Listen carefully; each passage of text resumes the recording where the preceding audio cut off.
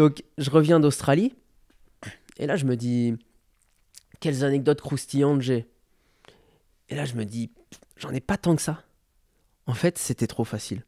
J'ai progressé en anglais, du coup, le contact était assez facile avec les Australiens. Et puis, derrière, je me dis, mince, les Australiens, ils sont trop cool. Moi, je me disais, ils aiment un peu l'argent, ils ont de belles voitures, ils ont des beaux jet skis. Certainement qu'ils sont un peu matérialistes et que c'est pas facile de rentrer chez eux. Et ben, en fait, j'ai trouvé que c'était complètement faux. c'est, j'ai compris en voyageant chez l'habitant en Australie que les mecs, il n'y a qu'une chose qui compte dans la vie, c'est la santé. Et du coup, la pierre, leur maison, c'est pas du tout comme les Français. Là-bas, tu voyages, tu te déplaces, tu vis à Adelaide, à Perth, à Cairns, parce qu'en ce moment, il y a du business ici. Et puis après, tu traverses le désert, tu vas de l'autre côté et tu continues ta vie. Et donc, si tu as un étranger qui est venu chez toi, que tu l'as accueilli parce que tout le monde s'entraide et que ça s'est pas passé comme tu aurais souhaité, c'est pas grave. C'est pas grave, il n'y a pas mort d'homme. Et j'ai trouvé ça assez incroyable parce que j'imaginais pas du tout ça de l'extérieur. Et en échangeant avec eux, voyant comment c'était simple, tout était très simple. Les mecs, je sonnais chez eux, bonjour. Ah ouais, c'est bon, la maison est grande, hein, tu peux. 10 minutes après, Clément, on va promener le chien. S'il y a besoin, hein, les clés sont là. Je vous connais pas. Voilà, bienvenue en Australie. Donc, je rentre, et là, je me dis, mais il me faut des anecdotes croustillantes. Il faut que j'aille dans un endroit un peu plus chaud. J'aime les volcans. Où est-ce que je pourrais aller? Et là, il y a une évidence. Aller au Japon. Et donc, je prépare pour partir 2 mois et demi, donc du 24 janvier 2016 au 9 avril. Et c'est parti, j'arrive au Japon. Je sais dire Yoroshiku onegai shimasu. Ça veut dire ravi de vous rencontrer. Et c'est tout. Et konnichiwa, parce que j'ai regardé Taxi.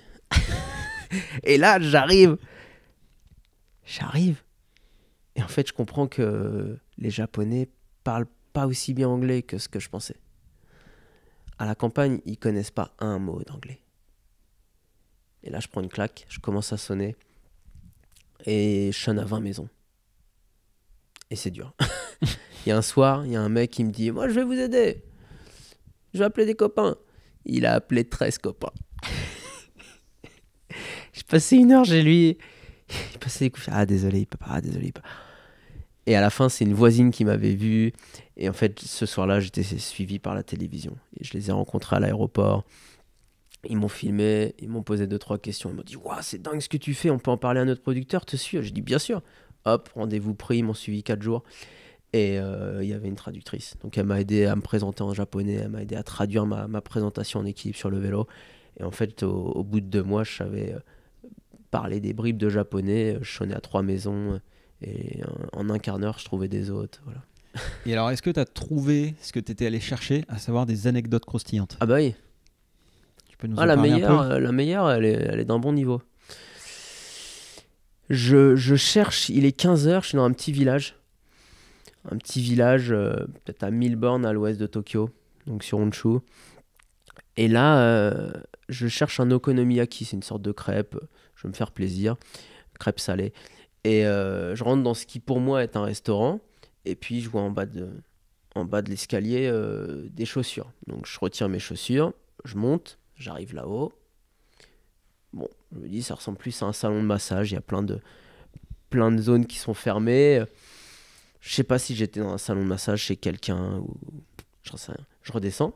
Puis là, une grand-mère couvre une micro-trappe. Bonjour monsieur.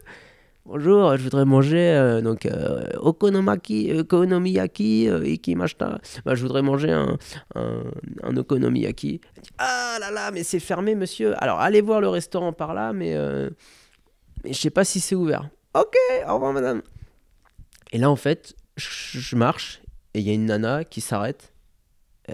Voilà, je suis blanc, tu sors du lot au Japon. Et là, elle parle anglais. Elle dit, bonjour monsieur, qu'est-ce que vous faites, qu'est-ce que vous cherchez?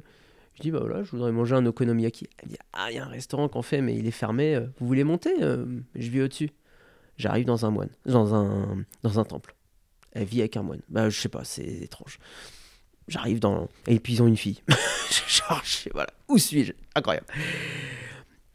On discute. Et puis là, coup de fil. Oui, bonjour madame police. Quoi?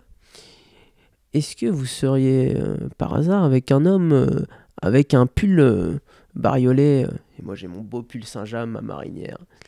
Il dit oui, je suis bien avec lui. Alors en fait cet homme est entré par effraction dans une maison. Il est entré sans avoir le droit dans une maison et il est recherché. Elle comprend qu'il y a un beans quoi. Mais c'est la police, c'est le Japon, donc tu dis pas je crois qu'il n'y a pas de problème. Tu dis oui.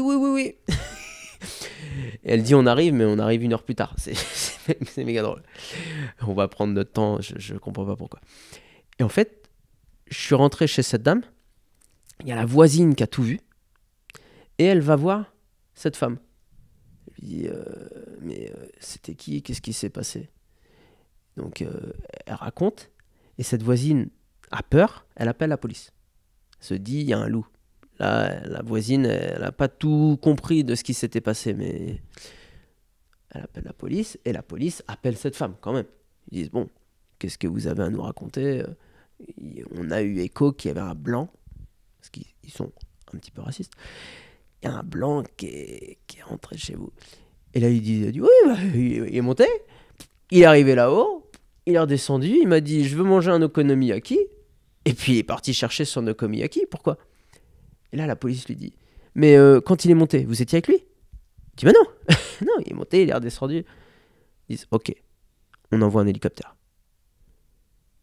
Et en fait, à un moment, j'étais dans un village, au milieu de nulle part, je lève la tête, c'était avant que la femme me prenne, et là je vois un hélicoptère au-dessus. Je dis étonnant. Et donc en fait, je comprends qu'il était là pour moi. J'ai été coursé par un hélicoptère. Pourquoi? Parce qu'en fait, au Japon, il ne se passe tellement jamais rien du tout qu'en fait, au moindre petit mouvement de fourmi, en fait, t'envoies les grands moyens. Et je me suis déjà imaginé cette scène où en fait, cette femme ne me prend pas en stop, entre guillemets. Qu'est-ce qui se serait passé? T'imagines, je suis en train de rouler, un hélicoptère qui se pose sur la route. Bonjour, monsieur. Police. Et en fait, j'arrive à la police. Et au Japon, quand je dis qu'à la campagne, personne parle un mot d'anglais, c'est personne. C'est-à-dire que le policier, il parle pas mieux anglais que tout le monde. Et donc, imagine le sketch. Tu es avec quelqu'un de bilingue qui parle japonais, mais une japonaise qui parle anglais. Et t'as un policier qui essaie de me parler. Et donc, il me pose les questions. C'est le déroulé type. Bonjour monsieur, où est-ce que vous dormez ce soir? Dans quel hôtel, s'il vous plaît? Donc moi, il y a un triangle. Il y a dame qui fait la traductrice. Alors là, il veut savoir où est-ce que vous dormez ce soir? Ah bah ce soir, je sais pas où je dors, donc ce soir, je vais sonner chez les Japonais. Et puis s'ils m'hébergent, moi je fais le show sur le vélo. Elle a dit ah non, on dit pas ça. Et là, elle traduit au policier ce qu'il faut qu'il entende. Alors, monsieur Leroy, il va dormir dans tel hôtel dans le village d'après. D'accord. Ok. Tu notes.